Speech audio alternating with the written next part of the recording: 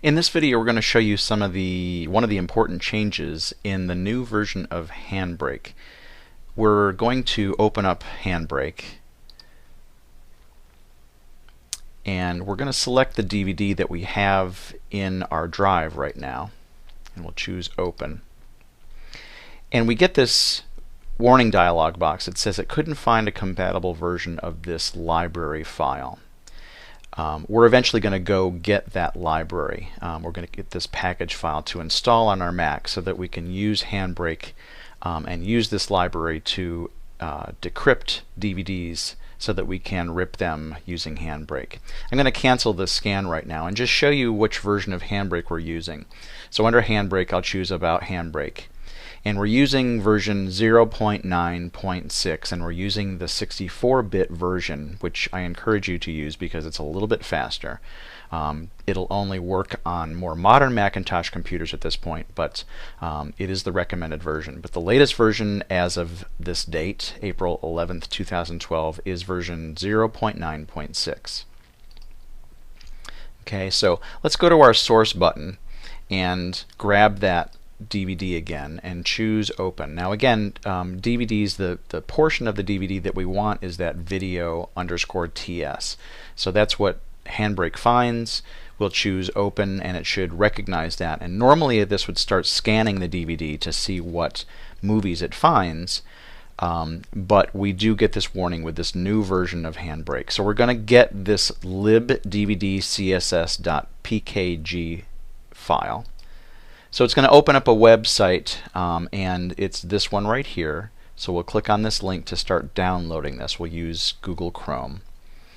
And we'll click on the package to start installing the libdvdcss file. So we'll click on Continue. It tells us how much space it's going to take. We'll click Install. We're going to type in our password for our system.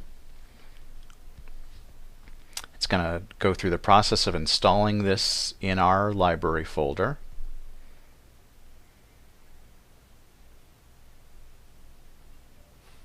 It tells us it's successful, so we'll close that.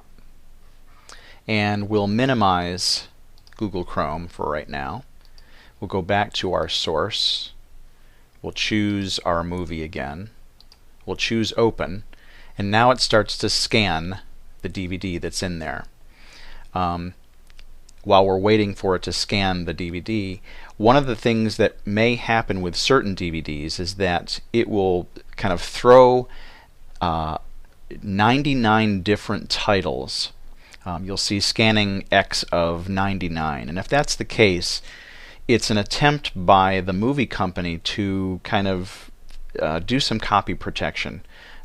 What it thinks it's doing is it's keeping you from seeing the true movie, and it'll show you a bunch of files. Eventually we'll see these titles here. It'll show you a bunch of files that are the exact length of the movie, but the chapters will actually be out of order, which doesn't necessarily make for a nice viewing experience.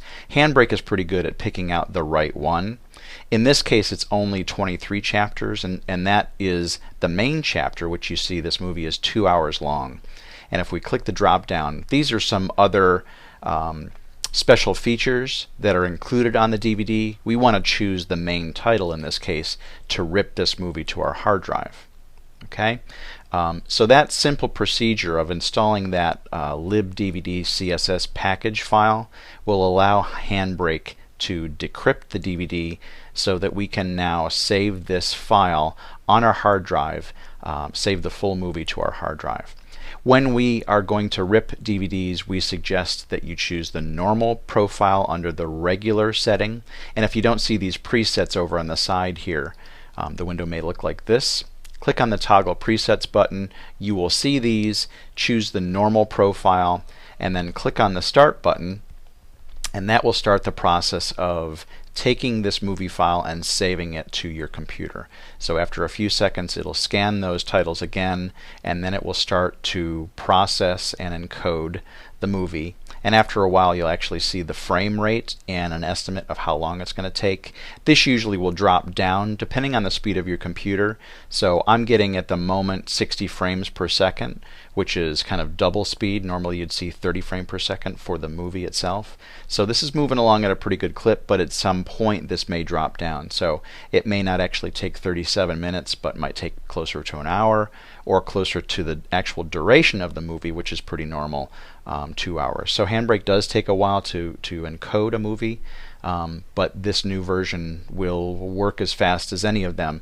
And again, the 64-bit versions, which you'll notice in the icon, with the icon here, the 64 icon, which you can't see right now, but you'll notice that 64-bit version will work a little bit faster on these newer computers.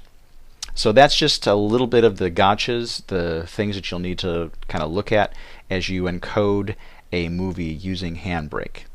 Hope you enjoyed it, and thanks for watching.